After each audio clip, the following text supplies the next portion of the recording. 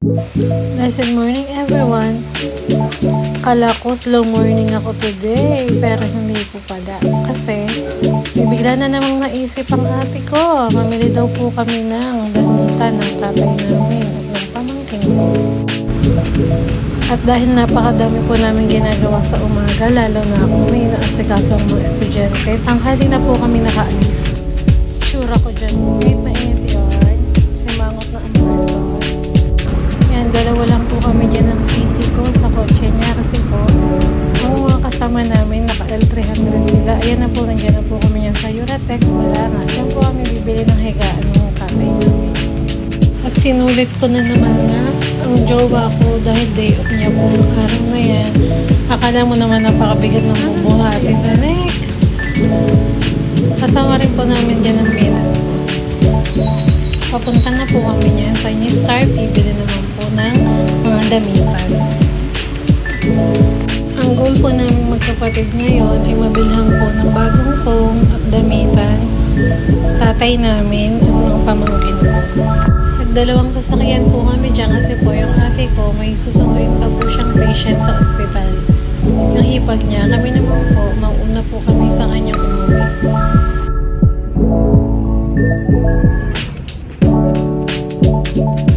Pagpasok nga po namin ng New Star, namili po kami agad ng damitan ng tatay ko at ng pamangkin ko.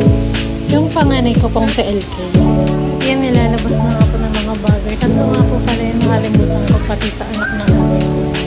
Yung mga happy birthday. Yan, sabi ko sa kanya, wait tayo dyan. Hanggang kalabas tayo ng New Star para magbili mo. Yan siya. Inaantay kasi namin si ate ko kasi kasama po kami sa raffle promo ng New Star. Ayan, nag-spin po muna ng roleta yung Bebe Roll. Pero fit lang po. Okay na yun. Thank you, Lord. Yan, kinarga na nga po ng Daddy Mac namin yung mga pinamili naming damitan kasi dadaan pa po kami yan sa Walter Mart Balacan. Tingnan nyo ang maarting rog-rog na ito. Nakatakap na naman ng ilong pag nandiyan po kami sa karnihan. Bibilhan po kasi namin ang papa niya ng panghanda kasi po birthday po ng papa niya. It's a surprise po namin mamaya pag uwi galing sa work. Diba, nakakuha pa ng free ang suki ng Walter Mart Balacan. Salamat po. Baby rog-rog namin habang pauwi tahimik kasi ilang beses niya pong nasagasaan ng kartampaan ng daddy niya. At pag uwi po sa bahay, nagdiskarga na ng mga pinamili namin ng uyanan ko at ang sarap. Ito naman, ayan, nagra-ready na po ako maghiwa-hiwa po dyan para may maitulong naman po. Dahil ang asawa ko po ang magluluto niya mamaya. Hindi naman excited ang tatay ko at pinabubuksan niya na talaga yung gamitan. Nag-unboxing na po siya mag-isa. Habang usawak na mga kanyang konti, nagluluto sa ate ko hyper-yard. Sabi sa inyo, pagdating dito sa ngayon agad.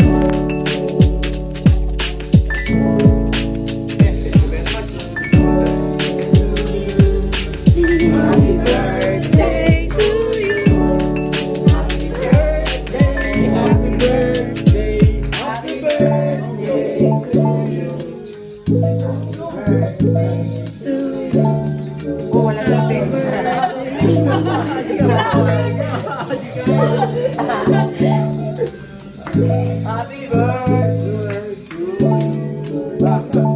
Siyempre, ano pang gagawin? Kainan na! Birthday boy! At yan na po ang lahat ng ganap namin sa araw na to. Yung sakit pa po niyan si Kuya Gab namin. Kaya po, sabi ko, maaga kami magsitulog. May pasok pa kinabukasan. Thank you for watching, guys. Hanggang dito na lang.